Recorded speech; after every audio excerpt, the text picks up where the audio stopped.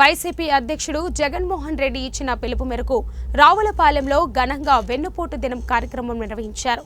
అంబేద్కర్ కోనసీమ జిల్లా అధ్యక్షుడు చీర్ల జగ్గిరెడ్డి ఆధ్వర్యంలో రావులపాలెంలో జరిగిన వెన్నుపోటు దినం కార్యక్రమానికి నియోజకవర్గ నలుమూలల నుంచి నాయకులు, కార్యకర్తలు తరలివచ్చారు. పార్టీ కార్యాలయం నుంచి తహసీల్దార్ కార్యాలయం వరకు ప్లకార్డులతో ప్రభుత్వంపై నిరసన ర్యాలీ చేపట్టారు.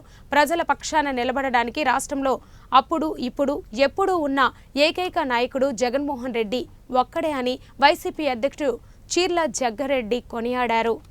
ప్రజల పక్షాన నిలబడడానికి ఏకైక నాయకుడిగా అప్పుడు, ఇప్పుడు, ఎప్పుడు ఉన్న ఒకే నాయకుడు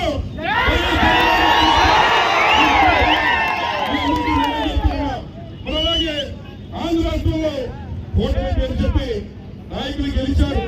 ఇప్పుడు ఉన్నటువంటి ఏదైతే ఈ కూటమి ప్రభుత్వం ఇప్పుడు ఉన్నటువంటి హామీలన్నీ కూడా ప్రజలకు ఇస్తామని చెప్పారు.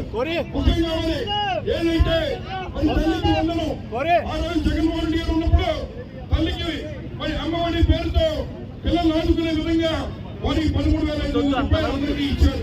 మరి కూటమి ప్రభుత్వంలో చంద్రబాబు నాయుడు గారు చెప్పారు, మేము తల్లికి వందనం మరి 15,000 రూపాయలు నీకు 15,000 ఇస్తామని చెప్పారు.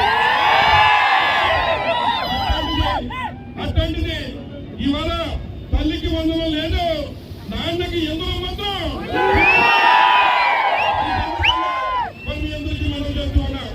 అలాగే మన ఆడపడుచులు, మన ఆడబిడ్డ నిధి అని ఆ రోజు జగన్మోహన్ రెడ్డి గారు అయితే మరి చక్కగా అందరికీ కూడా మరి సంవత్సరానికి 15,000 రూపాయలు, పాప మహిళలకి 18,000 రూపాయలు, ఎస్సీ బీసీ మహిళలకు ఇచ్చేవాళ్ళు.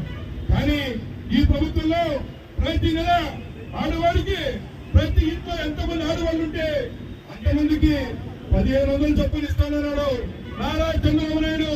ఏ ఇంట్లో ఇచ్చామో చెప్పాలని చెప్పి సందర్భంగా మరి కోరుతూ ఉన్నాం. అలాగే మరి మూడోదిగా బలహీన వర్గాలు ఎవరైతే బలహీన వర్గాలుగా ఉన్నారో వారికి 50 సంవత్సరాలు దాటితే పెన్షన్ ఇస్తామని మాట ఇచ్చావు. మరి 50 సంవత్సరాలు దాటిన పిల్లలు అడుగుతున్నారు.